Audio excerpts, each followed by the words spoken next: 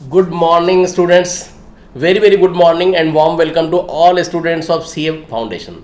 तो आज अभी सुबह की 5 बज रहे हैं और ये लेक्चर आपके लिए मैं बना रहा हूँ, ये वीडियो आपके लिए रिकॉर्ड कर रहा हूँ। जो पर्पस है आज के वीडियो का, वो बेसिक पर्पस ये है कि स्टूडेंट्स को इस बात से अवेयर करवाना कि CA फाउंडेशन का जो सिलेबस है ओवरऑल न्यू स्कीम के अकॉर्डिंग जो सिलेबस है, means we are going to discuss what is the syllabus of CA foundation as per new scheme announce हुई है, उसका सिलेबस क्या है और साथ में उनके जो सब्जेक्ट्स हैं उन सब्जेक्ट्स में चैप्टर्स का वेटेज क्या है, ताकि आपको एक रफ आइडिया लगे कि आपको कौन से चैप्टर को कितना वेटेज देना है, किस चैप्टर में कितने मार्क्स के क्वेश्चंस कवर होने वाले हैं और पेपर का पैटर्न कैसा रहने वाला है, MCQ बेस्ड पेपर रहेंगे, सब्जेक्टिव बेस्ड पेपर रहेंगे। ये सारा का सारा डिटेल आपको पता लगेगा इस वीडियो को देखने के बाद। आप इस पोजीशन में होंगे कि आप समझ पाएंगे कि पेपर का पैटर्न कैसा होने वाला है और किस तरीके से मार्किंग सिस्टम होता है।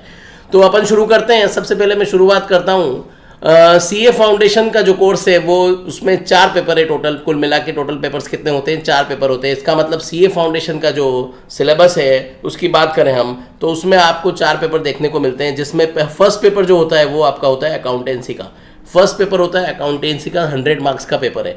तो अगर अपन बात करें तो ये फर्स्ट पेपर है अकाउंटेंसी का, जिसका सिलेबस गिवन है और उसका वेटेज, चैप्टर का जो वेटेज है वो भी आपको क्लियरली गिवन है। दूसरा जो पेपर आता है बिजनेस लॉ का पेपर होता है 100 मार्क्स का। तो ये जो 2 पेपर है, पेपर 1 और पेपर 2, ये सब्जेक्टिव नेचर के हैं। सब्जेक्टिव नेचर का मतलब होता है डिस्क्रिप्टिव है, आपको इनके क्वेश्चन आंसर लिखने होते हैं, केस स्टडी लिखनी होती है, प्रैक्टिकल क्वेश्चन सोल्व करने होते हैं। तो ट्रू फॉल्स क्वेश्चन या MCQ बेस्ड पेपर नहीं है, ये कैसा है, डिटेल एनालिसिस वाला पेपर है। इसका मतलब है कि सब्जेक्टिव बेस्ड पेपर है और आपको पूरा इसको आंसर लिखना होगा। तीसरा जो पेपर है थर्ड पेपर, उस थर्ड पेपर की अगर बात करें भाइयों बहनों, तो ये होगा क्वांटिटेटिव एप्टीट्यूड का पेपर है थर्ड पेपर, जो प्योरली MCQ बेस्ड पेपर है। ये पेपर जो है प्योरली MCQ बेस्ड पेपर है। इसका मतलब आपको इसमें MCQs दिए रहेंगे और उसको सोल्व करना रहेगा with provision of negative marking.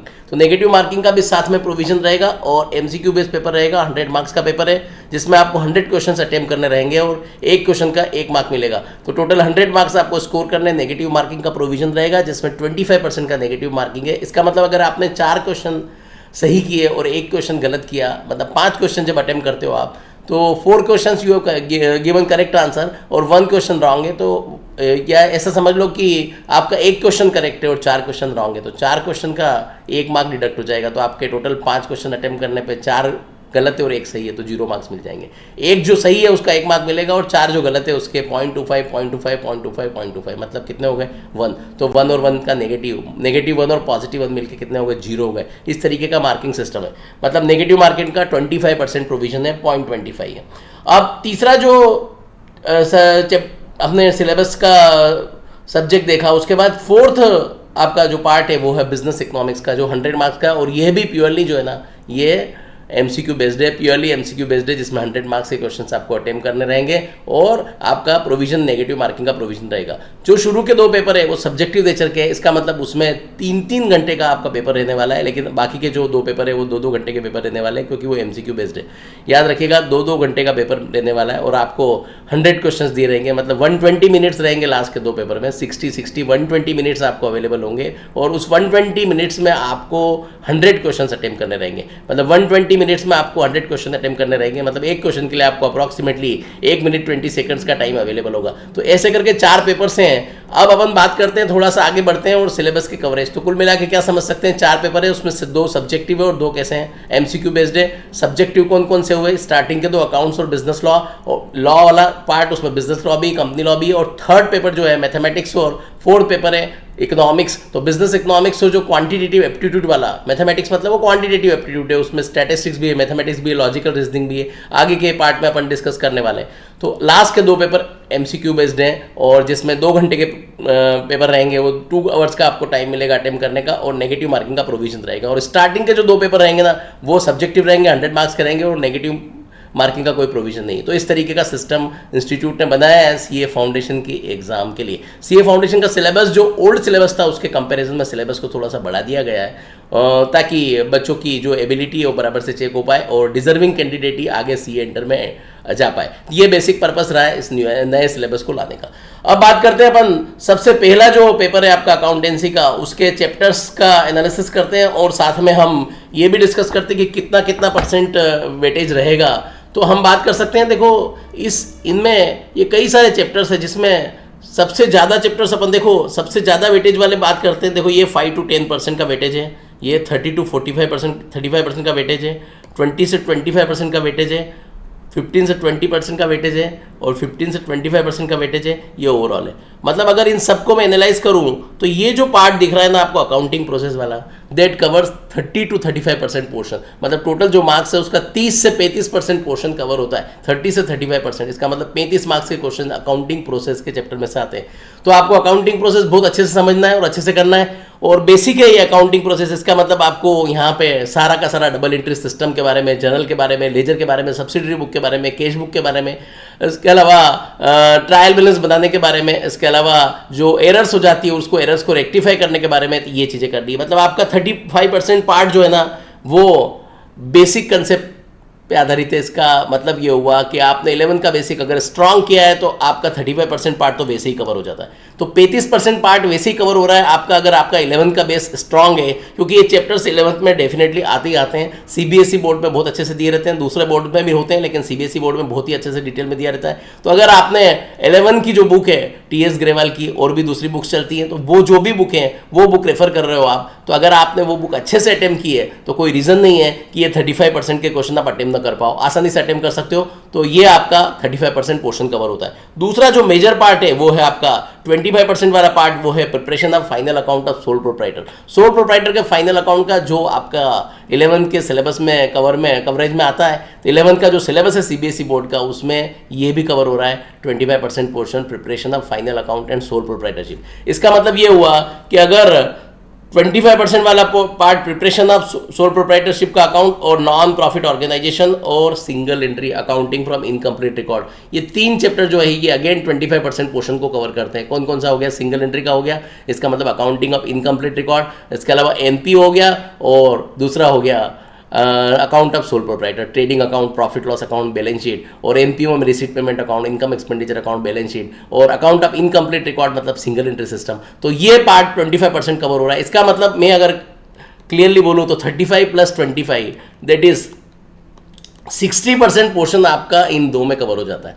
अब आप सोच लीजिए कि किसी बच्चे का 11th 12th का जो कॉन्सेप्ट है वो बहुत साउंड है और बहुत अच्छे से उसने प्रिपरेशन की है, बहुत सेल्फ स्टडी पे बहुत फोकस किया और अच्छे से बुक्स को अच्छे से प्रिपेयर किया है उसने, बुक्स के एक एक क्वेश्चन को अटेम्प्ट किया है उसने, तो कोई रीज़न नहीं है कि अकाउंटेंसी का पेपर वो इजीली क्लियर नहीं कर पाएगा। मई अटेम्प्ट में, जून अटेम्प्ट में, जो भी जून अटेम्प्ट होता है उसमें इजीली क्लियर कर पाएगा, क्योंकि 60% पोर्शन अकाउंट का इजीली कवर हो जाता है। ये 2 चीज़ें उसमें कवर हो रही है। इसमें अकाउंट पर सिंगल एंट्री, इनकम्प्लीट रिकॉर्ड जो है ना, ये एक्चुअली में पहले चलता था इंटरमीडिएट में, सीए इंटरमीडिएट सेकंड स्टेज में चलता था, अभी न्यू सिलेबस में फाउंडेशन में इंक्लूड कर दिया गया है। तो न्यूली इंक्लूडेड चैप्टर है, इसको थोड़ा बहुत अच्छे से करने की जरूरत है, क्योंकि थोड़ा एडवांस कंसेप्ट इसमें मिलेंगे आपको।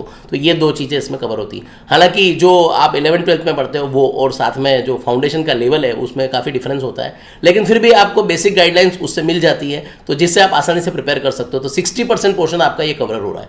अब बाकी के चैप्टर्स में अपन चलते हैं। दूसरा जो पार्ट है 15 से 20% का पार्ट, ये एलएलपी, इसका मतलब पार्टनरशिप अकाउंट, कंपनी अकाउंट दोनों मिला के अगर देखें ना, पार्टनरशिप और कंपनी दोनों मिला के, तो लगभग 40 से 45% पोर्शन कवर हो रहा है दोनों मिला के। 40 से 45% पोर्शन कवर हो रहा है पार्टनरशिप अकाउंट और कंपनी अकाउंट। कंपनी अकाउंट में कुछ चीज़ें और भी है, एक्स्ट्रा भी है, जो आपके 11th और 12th के सिलेबस में कवर नहीं होती है। उसके अलावा भी कंपनी अकाउंट में जैसे अकाउंटिंग ऑफ बोनस शेयर, ये आपको 11th 12th में कहीं कवर नहीं होता है। इसके अलावा redemption of preference shares 11th 12th में कवर नहीं होता है। ये दोनों चैप्टर्स एक्चुअली में सीए इंटरमीडिएट का जो अकाउंटिंग का पेपर था उसमें इंक्लूडेड थे फर्स्ट पेपर में, वो अभी नए सिलेबस में फाउंडेशन में इंक्लूड कर दिए गए। तो इन चैप्टर्स पर आपको फोकस करने की जरूरत है, ये 2 चैप्टर्स। अदरवाइज बाकी चीज़ें जो है वो सब सेम है। इसके अलावा पार्टनरशिप में अगर बात करें ना, तो पार्टनरशिप में देखिए वो सब चीज़ें आपको मिलेगी, एडमिशन, रिटायरमेंट, डेथ, इसके अलावा डिसोल्यूशन सब रहेगा। लेकिन 1-2 टॉपिक और इंक्लूड कर दिए, जैसे ये है piecemeal distribution of piecemeal distribution of assets, ये डिसोल्यूशन ऑफ फर्म में नया है, ठीक है। तो ये नई चीज़ है, ये भी इंटरमीडिएट में इंक्लूडेड थी, सीए इंटरमीडिएट में, जो उन्होंने फाउंडेशन में इंक्लूड कर दिए। तो ये पोर्शन नया है। तो इन दोनों को मिला के कितना पार्ट कवर हो रहा है? लगभग 30-40% आपका पोर्शन कवर होता है। 5% का स्लाइट वेरिएशन अपर लोअर दोनों साइड में पॉसिबल है। ये एक टेंटेटिव आपको वेटेज दिया हुआ है मार्क्स का। तो ये दो पार्ट, तो मेजॉरिटी केस में देखें तो अकाउंटिंग प्रोसेस में से काफ़ी पोर्शन कवर हो रहा है। इसके अलावा final account of sole proprietor NPO, और तीसरा अकाउंट ऑफ इनकम्प्लीट रिकॉर्ड, उसमें काफ़ी पोर्शन कवर हो रहा है। और अगला जो पार्ट है कंपनी अकाउंट और फाइनल अकाउंट, अगर इतना पोर्शन आप कर लेते हैं तो आपको कोई पास होने से रोक नहीं सकता। इसका मतलब पक्के से पास तो आप हो ही जाएंगे 100% और काफ़ी अच्छे मार्क्स ले पाएंगे। अब बाकी के जो चैप्टर्स हैं उन चैप्टर्स की तरफ हम बढ़ते हैं। अगर उन चैप्टर्स को भी आप करेंगे तो आप डेफिनेटली 90+ या 100 मार्क्स स्कोर कर सकते हैं। तो उन चैप्टर्स में अपन चलते हैं। अब उन चैप्टर्स में अपन बात करें तो देखो, ये जो चैप्टर्स हैं, अकाउंटिंग प्रोसेस में अपन ने बात की थी 30 से 35% है ना। तो 30 से 35% में कुछ चैप्टर्स और थे। कौन कौन से चैप्टर्स थे? ये 3-4 चैप्टर्स और है जो 11th-12th में कवर होते हैं। Bank reconciliation statement, inventory, depreciation and amortisation, bill of exchange. Bill of exchange आपके 11th में कवर होता है, डेप्रिसिएशन 11th में कवर होता है। इन्वेंट्री चैप्टर नया चैप्टर है जो पहले इंक्लूड नहीं था। इन्वेंट्री चैप्टर नया चैप्टर है जो पहले इंक्लूड नहीं था। और बैंक रिकंसिलिएशन स्टेटमेंट 11th-12th में कवर होता है। तो ये पार्ट मिला के ये अकाउंटिंग प्रोसेस का ही पार्ट है। तो अकाउंटिंग प्रोसेस में ही सब अपन इंक्लूड कर रहे हैं। तो बेसिक चीज़ें और कुछ बेसिक चैप्टर्स कौन कौन से? डेप्रिसिएशन का चैप्टर हो गया, इसके अलावा बैंक रिकंसिलिएशन का चैप्टर हो गया। हाँ, ये 2 चैप्टर नए हैं। कौन से? इन्वेंट्री और एक है इन्वेंट्री, और इसमें से बस एक ही चैप्टर आपको नया आता है 11th-12th में, डेप्रिसिएशन। डेप्रिसिएशन तो था, केवल इन्वेंट्री चैप्टर नहीं होता है। तो इन्वेंट्री चैप्टर आपका नया चैप्टर है। तो ये सिलेबस कवरेज की बात करते हैं। और अगर बात करें हम तो ओवरऑल अपन देखें तो देखिए, थियोरेटिकल फ्रेमवर्क जो है स्टार्टिंग का, उसमें 5 से 10% क्वेश्चन कवर है। तो बहुत ज़्यादा उसमें परेशान होने की जरूरत नहीं है। 5 to 10% क्वेश्चन कवर होते हैं। और वो क्वेश्चन कई सारे क्वेश्चन उसके जो होते हैं उस कंसेप्ट के, वो आ जाते हैं। ट्रू फॉल्स का जो क्वेश्चन नंबर 1 कंपलसरी क्वेश्चन होता है जो 12 मार्क्स का होता है, और 6 क्वेश्चन होते हैं, 2 मार्क का एक होता है। पिछले वीडियो में मैंने बताया था। तो उसमें कवर हो जाता है। तो थ्योरेटिकल फ्रेमवर्क वाला पार्ट में बहुत ज़्यादा परेशान होने की जरूरत नहीं है। तो आप मेनली किस पे फोकस करेंगे? 30 से 35% पोर्शन पे बहुत फोकस करेंगे तो आपका काम बन जाएगा। और क्या चैप्टर्स लोगे उसमें शुरुआत से लगा के जनरल से लगा के ट्रायल बैलेंस तक के चैप्टर्स है। रेक्टिफिकेशन ऑफ एरर का चैप्टर है, इसके अलावा डेप्रिसिएशन का चैप्टर है, इसके अलावा बिल ऑफ एक्सचेंज का चैप्टर है, और इन्वेंट्री का चैप्टर है। ये चैप्टर जो है आपका 35% पोर्शन कवर करेंगे। और बेसिक जो है आपका theoretical part, capital expenditure, revenue expenditure, contingent asset, contingent liability, इसके अलावा accounting concept, conventions, dual aspect concept, money measurement concept, ये सारे के सारे ये 5 से 10 पोर्शन कवर करेंगे। इसके अलावा जो दूसरा जो पार्ट बताया आपको, वो 3 चैप्टर याद रखना है। कौन कौन से 3 chapter? Account of incomplete records, sole proprietorship का, और एनपीओ, नॉन प्रॉफिट ऑर्गेनाइजेशन, उसका भी पोर्शन एक कवर है। और उधर से कंपनी अकाउंट और पार्टनरशिप अकाउंट, जिसमें आपका पार्टनरशिप में कुछ account of LLP, accounts of LLP नया एडिशन है, नया जोड़ दिया गया है, जो पहले आगे चलता था आगे की स्टेज में। और कंपनी में कुछ चैप्टर्स नए इंक्लूड किए हैं, जिसमें रिडम्पशन ऑफ प्रेफरेंस शेयर है, इसके अलावा अकाउंटिंग ऑफ बोनस शेयर है, और अकाउंटिंग ऑफ राइट इशू है, और रिडम्पशन ऑफ डिबेंचर भी है। तो ये चीज़ें इसमें इंक्लूड कर दी गई। ओवरऑल ये अकाउंटिंग का सिलेबस का वेटेज है और एनालिसिस है। अब अगर आगे बात करते हैं अपन, सेकंड सब्जेक्ट में आते हैं। दूसरा सब्जेक्ट है आपका बिजनेस लॉ। बिजनेस लॉ की बात करें तो बिजनेस लॉ 100 मार्क्स का पेपर है, और जैसा शायद पता हो आपको कि सब्जेक्टिव नेचर का है, ये 100 मार्क्स का है, जिसमें केस स्टडी बेस्ड क्वेश्चंस भी आते हैं काफ़ी। इसके अलावा प्रोविजंस को आपको लिखना होता है, वो भी आते हैं। एप्लीकेशन ओरिएंटेड क्वेश्चंस होते हैं। तो सभी टाइप के शॉर्ट नोट के क्वेश्चंस आते हैं, लॉन्ग आंसर्स आते हैं, सारे सभी टाइप के क्वेश्चंस उसमें आपको देखने को मिलेंगे। अब बिजनेस लॉ की अगर बात करें ना, तो मेनली अपन बोल सकते हैं कि देखो ये 7 चैप्टर्स आपको दिख रहे हैं स्क्रीन पे कि कौन कौन से 7 चैप्टर्स आपके इसमें। तो ये जो पहला वाला पार्ट है जिसमें 5% कवरेज दे रखा है, वो इंडियन रेगुलेटरी फ्रेमवर्क है, जो पहले इंक्लूडेड नहीं था ओल्ड सिलेबस में, लेकिन नए सिलेबस में उन्होंने इंक्लूड किया। और पर्पस जो है कुछ जो रेगुलेटरीज बॉडीज़ है, उन रेगुलेटरीज बॉडीज़ के बारे में आपको आइडियाज़ देना है कि उन रेगुलेटरी बॉडी के फंक्शन क्या होते हैं, हमारा कॉन्स्टिट्यूशन किस तरीके से वर्क करता है, लॉ किस तरीके से फ्रेम होते हैं, हमारे जो लॉ का जो सिस्टम है उसमें कौन कौन सी मिनिस्ट्री इन्वॉल्व होती है, मिनिस्ट्री ऑफ फाइनेंस का क्या रोल होता है, मिनिस्ट्री ऑफ कॉर्पोरेट अफेयर्स का जो MCA की साइट होती है, मिनिस्ट्री ऑफ कॉर्पोरेट अफेयर्स, उसका क्या रोल होता है, सेबी, RBI, इसके अलावा इंश्योरेंस से रिलेटेड जो इंस्टीट्यूशन है IBBI, इसके अलावा ministry of law and justice, अलग अलग। तो वो सारा का सारा लीगल रेगुलेटरी फ्रेमवर्क के अंदर दिया है। 5 से 10%, 0 से 5% का कवरेज है, इसका मतलब बहुत कम कवरेज है। दूसरा जो पार्ट है नया इंक्लूडेड है, न्यू चैप्टर है, पुराने सिलेबस में कवर नहीं था, ये न्यू चैप्टर है, याद रखिएगा। दूसरी बात करते हैं इंडियन कॉन्ट्रैक्ट एक्ट। सबसे बड़ा जो चैप्टर है, सबसे ज़्यादा मार्क्स वाला जो कवरेज वाला है, वो है 20 to 30% covered Indian contract act. Indian contract act 1872 छोड़ के नहीं जाना है, वो बहुत अच्छे से करना है आपको, क्योंकि उसका कवरेज सबसे ज़्यादा है। इंडियन कॉन्ट्रैक्ट एक्ट 1872 20 से 30% का कवरेज इंडियन कॉन्ट्रैक्ट एक्ट का है। ओके, याद रखिएगा। और आगे बढ़ते हैं तो कई सारे चैप्टर्स हैं, जैसे सेल ऑफ गुड्स एक्ट है आपके कोर्स में, इंडियन पार्टनरशिप एक्ट 1932 है, सेल ऑफ गुड्स एक्ट 1930 है, इसके अलावा लिमिटेड लाइबिलिटी पार्टनरशिप एक्ट 2008 है, ये है। इसके अलावा कंपनीज एक्ट है 2013 जिसका डिटेल है। इसके अलावा नेगोशिएबल इंस्ट्रूमेंट एक्ट 1881 है, नेगोशिएबल इंस्ट्रूमेंट एक्ट 1881 है। तो ये जो नेगोशिएबल इंस्ट्रूमेंट एक्ट है, ये ओल्ड सिलेबस में नहीं था, ये सीए इंटरमीडिएट में चलता था, जो आपके सीए फाउंडेशन में इंक्लूड कर दिया गया है। कंपनीज एक्ट तो था, पहले भी था ओल्ड सिलेबस में और अभी भी है। इसके अलावा लिमिटेड लाइबिलिटी पार्टनरशिप फर्म की बात करते हैं, एलएलपी की बात करते हैं, तो वो भी पहले था, अभी भी इंक्लूडेड है।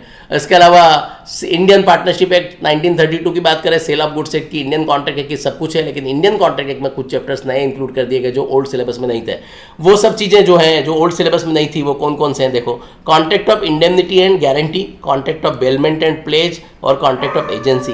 These are the newly included chapters जो इंडियन कॉन्ट्रैक्ट एक्ट के ओल्ड सिलेबस में सीए फाउंडेशन में नहीं थे और सीए इंटरमीडिएट में चलते थे, जो आपके कोर्स में इंक्लूड कर दिए गए। तो ये ओवरऑल है एनालिसिस। तो मेजॉरिटी केस में अगर अपन बात करें तो मेन फोकस आपका इंडियन कॉन्ट्रैक्ट एक्ट होना चाहिए, जिसका 30% कवरेज है लगभग, और बाकी भी अपने हिसाब से अगर एवरेज देखें तो 15 से 20% का कवरेज बाकी सब एक्ट का है। सेल ऑफ गुड्स का है, इंडियन पार्टनरशिप एक्ट का है, इसके अलावा जो लिमिटेड कंपनीज एक्ट का, इनका 15 से 20% है। मतलब 3 एक्ट का 15 से 20% है, एक एक्ट का 30% तक है, और शुरू वाला जो चैप्टर है उसका 0 से 5% का वेटेज है। ये ओवरऑल सिलेबस का एनालिसिस है। 100 मार्क्स का पेपर है, सब्जेक्टिव पेपर है, आपको लिखना रहेगा, केस स्टडी बेस्ड क्वेश्चन आते हैं, एप्लीकेशन ओरिएंटेड क्वेश्चन आते हैं, इसलिए अच्छे से तैयारी करने की जरूरत है। ये एक सिंपल थियोरी पेपर नहीं है कि आप समझ लो कि आप कोई भी एग्जाम में सिंपल थियोरी पेपर आप प्रिपेयर करते हो और याद करके लिख लेते हो, ऐसा नहीं है। इंस्टीट्यूट को मार्क्स को डिडक्ट करने में, इंस्टीट्यूट मार्क्स इसमें डिडक्ट करती है, क्योंकि आपके मार्क्स के डिडक्शन की जो पॉसिबिलिटी होती है वो लॉ के पेपर में होती है या मैथमेटिक्स के पेपर में होती है। अकाउंट्स के पेपर में नॉर्मली बच्चे फेल नहीं होते हैं, अकाउंट्स का पेपर इजीली स्कोर कर पाते हैं। कोई बहुत ज़्यादा स्टडी नहीं भी की हो फिर भी अकाउंट्स के पेपर में वो 50, 60, 45, 50, 60 मार्क्स इजीली स्कोर कर लेते हैं, क्योंकि अकाउंट का पेपर जो है ना कई सारे बेसिक पे बेस्ड होता है और वो बेसिक जो है ना 30 से 35% का पोर्शन कवर करते हैं, इसलिए अकाउंट्स के पेपर में प्रॉब्लम नहीं आती। तो ओवरऑल अगर कोई नेगेटिव रिजल्ट किसी को मिलता है तो बेसिकली जो उसका कल्प्रिट है, उसका जो जिम्मेदार है वो है लॉ होता है, और दूसरा जो जिम्मेदार सब्जेक्ट है वो है मैथमेटिक्स, दैट इज क्यूटी। तो अगर आपका मे अटेम्प्ट में आप एग्जाम दे रहे हो तो मे अटेम्प्ट में इन 2 पेपर पे बहुत अच्छे से फोकस करो, और बाकी पेपर्स को भी आप लो, लेकिन अगर आपके पास समय की कमी हो तो आप इन 2 पेपर पे फोकस करके और पुराना जो बेस है उसकी बेसिस पे आप जो जून एग्जाम है वो इजीली क्लियर कर सकते हो। तो ये ओवरऑल एनालिसिस है। लॉ की बात करते हैं। अब अगला बात करते हैं, अगली जो बात करते हैं तीसरा है क्वांटिटेटिव एप्टीट्यूड। क्वांटिटेटिव एप्टीट्यूड जो है ना उन बच्चों के लिए जिनका मैथमेटिक्स नहीं है, तो ये आपके लिए एक तरह से रियल कल्प्रिट है। इसका मतलब ये है कि क्वांटिटेटिव एप्टीट्यूड का पेपर अगर आपने अच्छे से प्रिपेयर कर लिया तो आपको सीए फाउंडेशन करने से कोई रोक नहीं सकता है, सीए फाउंडेशन पास करने से कोई रोक नहीं सकता है। हालांकि पेपर बहुत इजी हैं, लेकिन जो जिनका नॉन मैथमेटिक्स बैकग्राउंड होता है, जिनका मैथमेटिक्स नहीं होता है 12th तक, उनको थोड़ा सा प्रॉब्लम आता है, लेकिन वो उसको प्रैक्टिस करके कर सकते हैं, क्योंकि practice makes the man person perfect. तो प्रैक्टिस से सब कुछ हो सकता है, कुछ भी चीज़ बचने वाली नहीं है। तो आपका क्वांटिटेटिव एप्टीट्यूड का जो पेपर है उसके बारे में अपन बात कर रहे हैं। 100 मार्क्स का पेपर है क्वांटिटेटिव एप्टीट्यूड का, और प्योरली कैसा है, प्योरली एमसीक्यू बेस्ड है। प्योरली एमसीक्यू बेस्ड है, आपको टिक लगाना है और कुछ नहीं करना है। तो टिक गलती से भी लग सकते हैं, सही से भी लग सकते हैं, कुछ भी हो सकता है, लेकिन कई बार सोल्व भी करना होता है। आपको वहाँ पे पेपर अवेलेबल होता है जिस पे आप ये सोल्व कर सकते हैं। और कैलकुलेटर अलाउड है। सबसे बड़ी बात जो है क्वांटिटेटिव एप्टीट्यूड का पेपर है, कैलकुलेटर अलाउड है। इसलिए कैलकुलेटर अलाउड होने के कारण से जो मैथमेटिक्स में ट्रिक्स होती है, शॉर्ट ट्रिक्स होती है बहुत सारी, उनको आप यूज़ कर सकते हो। कैलकुलेटर का यूज़ करके शॉर्ट ट्रिक्स को अप्लाई करो तो डेफिनेटली क्वेश्चन जो है ना बहुत ईजिली सोल्व हो जाते हैं। तो चैप्टर्स की अगर बात करें तो पूरा मैथमेटिक्स का जो सब्जेक्ट्स है ना वो 3 पार्ट में डिवाइडेड है। फर्स्ट पार्ट जो है वो है आपका मैथमेटिक्स नहीं, ये एक्चुअली क्यूए का पेपर है क्वांटिटेटिव एप्टीट्यूड, जिसमें 3 पार्ट है। पहला फर्स्ट पार्ट है मैथमेटिक्स जो 40 मार्क्स कवर करता है। दूसरा जो पार्ट है वो है स्टैटिस्टिक्स जो 40 मार्क्स कवर करता है। दूसरा जो पार्ट है वो स्टैटिस्टिक्स है जो अगेन 40 मार्क्स कवर करता है। और तीसरा जो पार्ट है वो है लॉजिकल रीजनिंग जो 20 मार्क्स कवर करता है। इसका मतलब कितना हो गया टोटल, 40, 40 और 20। 40 मार्क्स मैथमेटिक्स और 40 मार्क्स स्टैटिस्टिक्स, 40 मार्क्स स्टैटिस्टिक्स दिया नहीं क्या इसमें, और ये स्टैटिस्टिक्स 40 मार्क्स स्टैटिस्टिक्स और 20 मार्क्स जो है वो लॉजिकल रीजनिंग। ऐसे करके टोटल कितना हो गया 100 मार्क्स का। अब अपन आगे डिटेल में आते हैं कि 40 मार्क्स मैथमेटिक्स में आपको कौन सा चैप्टर पहले फोकस करना है। सबसे जो बड़ा पोर्शन है वो आता है इंटरेस्ट वाला चैप्टर। इंटरेस्ट वाला चैप्टर मतलब उसका नाम दिया मैथमेटिक्स ऑफ फाइनेंस। तो ये एक सिंपल इंटरेस्ट नहीं है जो सिंपल इंटरेस्ट आप कैलकुलेट करते हैं, काफ़ी कुछ है इसके अंदर। और इसमें जो क्वेश्चंस होते हैं वो लेवल वाले क्वेश्चंस आते हैं, वो लगभग 40% पोर्शन कवर करता है। 40% का मतलब हुआ 40 मार्क्स में लगभग 16 मार्क्स के क्वेश्चन जो है मैथमेटिक्स ऑफ फाइनेंस में से आते हैं, जिसमें इंटरेस्ट, सिंपल इंटरेस्ट के बारे में है, कंपाउंड इंटरेस्ट के बारे में, एन्युटी के बारे में, प्रेजेंट वैल्यू के बारे में, फ्यूचर वैल्यू के बारे में, इसके अलावा कंपाउंडेड एनुअल ग्रोथ रेट के बारे में, इसके अलावा परपेचुइटी के बारे में, सिंकिंग फंड के बारे में, ईएमआई जो आप पे करते हो जब गाड़ी फाइनेंस करवाते हो या होम लोन लेते हो, तो आप जो ईएमआई पे करते हो उस ईएमआई का कैलकुलेशन है।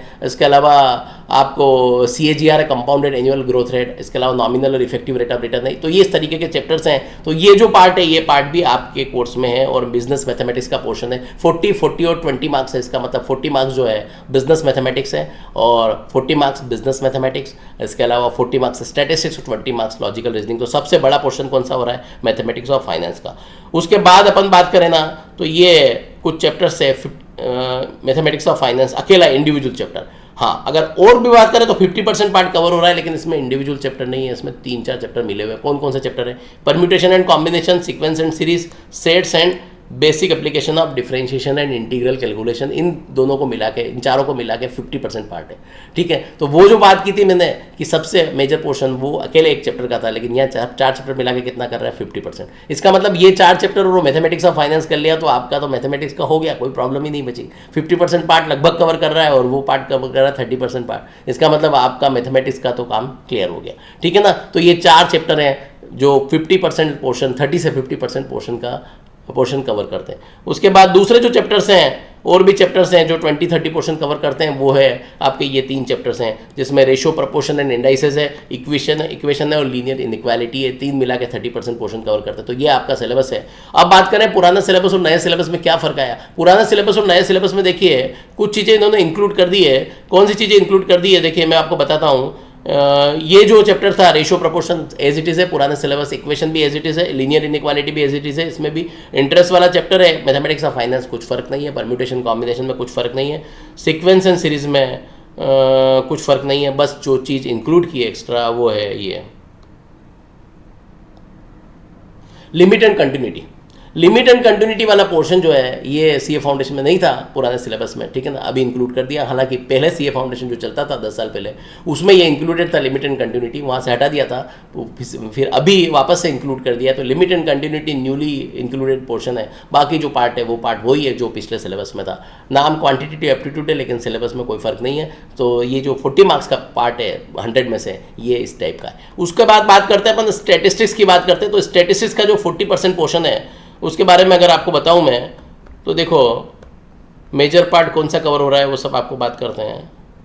स्टैटिस्टिक्स का 40 पार्ट, तो इसमें 45 से 50% पोर्शन कवर होने वाले ये 3 चैप्टर हैं। 50% पोर्शन आपका ये 3 चैप्टर कवर करते हैं। आप देख लीजिए कौन कौन से। जो बेसिक थ्योरी वाला चैप्टर है स्टैटिस्टिकल रिप्रेजेंटेशन ऑफ डेटा, जो फर्स्ट चैप्टर है आपका स्टैटिस्टिक्स रिप्रेजेंटेशन ऑफ डेटा, इसका मतलब थ्योरेटिकल पार्ट है इसमें। ठीक है ना, बहुत सारे तरह के डायग्राम्स होते हैं, ग्राफ्स होते हैं, वो सब है। तो वो सब चीज़ें इसमें कवर हो रही है। और सैम्पलिंग वाला पार्ट है। इसके अलावा तीसरा ये दोनों मिला के 13 और 14, तो थियोरी वाला पार्ट। इसके अलावा सेंट्रल टेंडेंसी, मतलब जो आपका पॉपुलर मीन, मीडियन और मोड। स्टैटिस्टिक्स मतलब सब लोग समझते हैं मीन, मीडियन और मोड, आखिर हालांकि स्टैटिस्टिक्स इन तीनों से काफ़ी ज़्यादा है। तो स्टैटिस्टिक्स में मीन, मीडियन और मोड के अलावा आपको ये डिस्पर्शन वाला जो पार्ट है जिसमें बहुत सारे डिविजन्स होते हैं, स्टैंडर्ड डिविजन होते हैं, क्वार्टाइल डिविजन होते हैं, मीन डिविजन होते हैं। स्टैंडर्ड डिविजन का कोफिशिएंट होता है, क्वार्टाइल डिविजन का कोफिशिएंट होता है, मीन डिविजन का कोफिशिएंट होता है। तो ये सारी चीज़ें सब कवर होके, तो ये सब मिला के कितना 50% पोर्शन कवर हो रहा है। इसका मतलब ये कि आपने अगर ये कर लिया तो आपका आधा पार्ट स्टैटिस्टिक्स का इजीली कंप्लीट हो गया। तो आधा पार्ट आप इधर से 50%, मतलब ये कि थोड़ा थोड़ा बूंद बूंद से घड़ा भरता है। तो आप जो है ना थोड़ा पार्ट इधर से अगर कर लेंगे तो 50% पोर्शन आपका कवर हो गया। अगर आप डिफिकल्ट चैप्टर नहीं कर पाते तो ये वाले चैप्टर आपके 50% मार्क्स में हेल्प करने वाले हैं। उसके बाद बात करते हैं अगला जो पार्ट है। बाकी पार्ट सबसे बड़ा जो है ये वाला है 25 से 30% पोर्शन। तो दोनों प्रोबेबिलिटी, थियोरेटिकल डिस्ट्रीब्यूशन दोनों मिला के कितना है? प्रोबेबिलिटी और थियोरेटिकल डिस्ट्रीब्यूशन मिला के आपका 30% पोर्शन कवर होता है। तो 50% पोर्शन मैंने आपको बताया मेजर ऑफ डिस्पर्शन और mean, mode, median, measure of central tendency, statistical representation of data और सैम्पलिंग, उसका कितना था? 50% पार्ट था। और प्रोबेबिलिटी और थियोरेटिकल डिस्ट्रीब्यूशन का 30% पोर्शन कवर होता है। उसके बाद कोरिलेशन, रिग्रेशन कोरिलेशन रिग्रेशन को लें तो 10 से 15% पोर्शन कवर हो रहा है, 15% पोर्शन कोरिलेशन रिग्रेशन में कवर हो रहा है, और आखिरी का जो इंडेक्स नंबर है वो 15% पोर्शन को कवर करता है। तो आप अकॉर्डिंगली अपनी स्टडी प्लान कर सकते हैं कि आपके पास टाइम कितना है, क्योंकि आप जो 12th में एग्जाम दे रहे हैं और आपका मे अटेम्प्ट है, तो आपको इस तरीके से प्लानिंग करना है कि आप जो है ना एग्जाम्स को पास कर पाए, ठीक है ना, क्योंकि आपको उस टाइम लिमिट में चारों पेपर को प्रिपेयर करना है और एक बैलेंस बनाने की जरूरत है। सिर्फ एक ही सब्जेक्ट पे फोकस करके काम चलने वाला नहीं कि आप अकाउंट करे जा रहे हैं, अकाउंट में तो वैसे ही पास हो जाएंगे, कोई प्रॉब्लम की बात नहीं, लेकिन बाकी सब्जेक्ट को भी आपको फोकस करना है और फोकस करके उस हिसाब से तैयारी करनी है, ताकि आप जो लिमिटेड टाइम है आपके पास एग्जाम्स के बाद, आपके बाद अप्रैल मार्च में जो एग्जाम खत्म होगी उसके पास आपके पास मेरे ख्याल से 1.5 महीना से ज़्यादा बचने वाला नहीं है। तो उस 1.5 मंथ में 45 डेज या 50 डेज में आप किस तरीके से प्लान करेंगे और किस तरीके से प्रिपेयर करेंगे, तो उसके लिए मुझे लगा कि एक वीडियो बनाना चाहिए और मैं ये वीडियो बना रहा हूँ ताकि आपको वेटेज पता लगे कि किस चैप्टर्स का कितना वेटेज है, ताकि प्लान करने में आपको जो है ना प्रॉब्लम ना हो और आसानी से आप जो है ना एग्जाम को क्लियर कर पाए। यही बेसिक पर्पस था इस वीडियो को बनाने का, और कोई इंटेंशन नहीं है।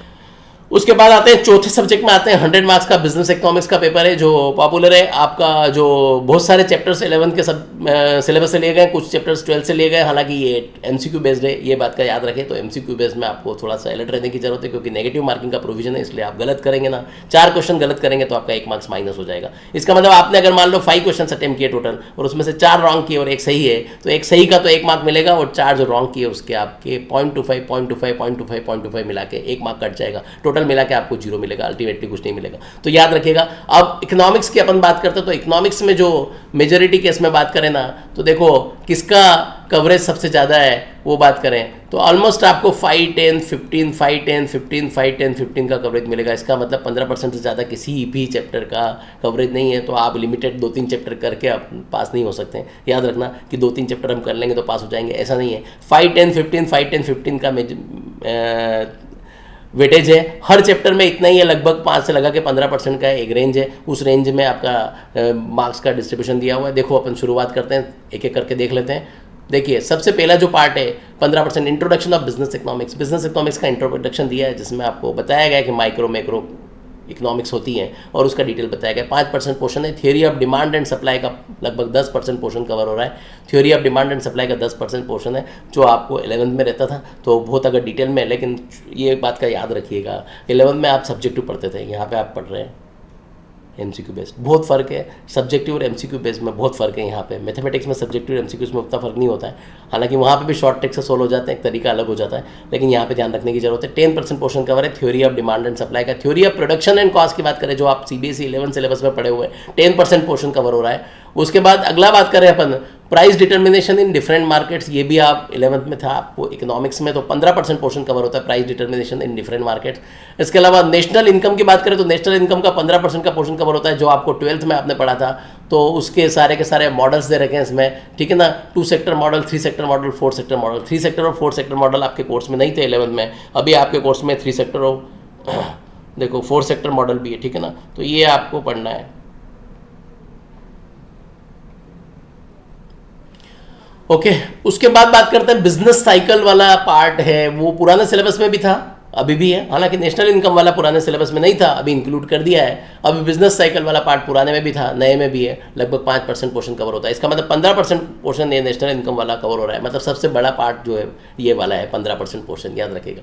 उसके बाद बिजनेस साइकिल की बात कर रहे हैं। फिर आ रहा है पब्लिक फाइनेंस, कितना है 10% पोर्शन कवर हो रहा है पब्लिक फाइनेंस का। पब्लिक फाइनेंस का 10% पोर्शन कवर हो रहा है, ठीक है ना। तो इसमें गवर्नमेंट की जो फिजिकल पॉलिसीज़ है, जो हमारी सेंट्रल गवर्नमेंट फिजिकल पॉलिसीज़ बनाती है, उसके बारे में और भी कुछ चीज़ें। उसके बाद मनी मार्केट वाला पोर्शन 10% कवर हो रहा है। न्यूली इंक्लूडेड चैप्टर है, जो पहले नहीं था, आपके ओल्ड सिलेबस में नहीं था, नए सिलेबस में ही है सिर्फ। इसके अलावा पब्लिक फाइनेंस भी पहले नहीं था, अभी इंक्लूड किया है। इसके अलावा मैक्रो वाला पोर्शन एक्चुअली में पुराने सिलेबस में था ही नहीं, सिर्फ माइक्रो था, अभी इंक्लूड किया। हाँ, बिजनेस साइकिल पहले था। पब्लिक फाइनेंस भी नया है। इसके अलावा इंटरनेशनल ट्रेड भी नया है, जिसमें इंटरनेशनल ट्रेड की कई सारी थ्योरी से 10 मार्क्स का कवर हो रहा है। और ये पूरा का पूरा न्यूली इंक्लूडेड चैप्टर है, जो पहले आपके कोर्स में नहीं था।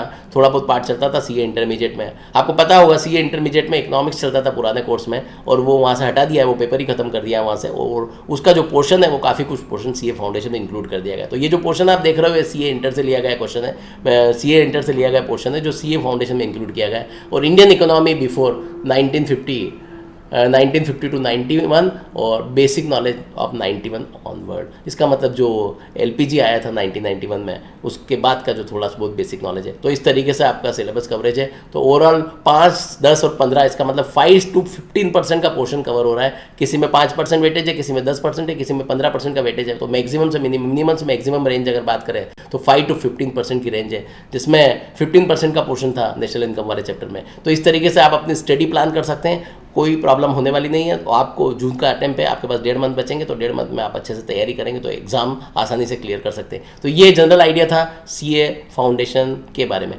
ठीक है। तो सीए फाउंडेशन का ये वीडियो जरूर देखिएगा और आप मेरा जो यूट्यूब चैनल है उसको सब्सक्राइब करिए जल्दी से जल्दी। इसी तरीके के जो इन्फॉर्मेटिव वीडियो मैं आपको भेजता रहूँगा और आगे 11th और 12th से रिलेटेड भी आपको एग्जाम टाइम पे कुछ ना कुछ इस तरीके के वीडियोस मिलते रहेंगे, जिसको आप देख के आपके एग्जाम में मार्क्स को डेफिनेटली बढ़ा पाओगे। मार्क्स बढ़ाने में ये वीडियोस आपको डेफिनेटली हेल्प करने वाले हैं। तो बने रहिए और मेरी यूट्यूब चैनल को जरूर सब्सक्राइब करिएगा और इस वीडियो को जरूर लाइक कीजिएगा। Okay, thank you so much.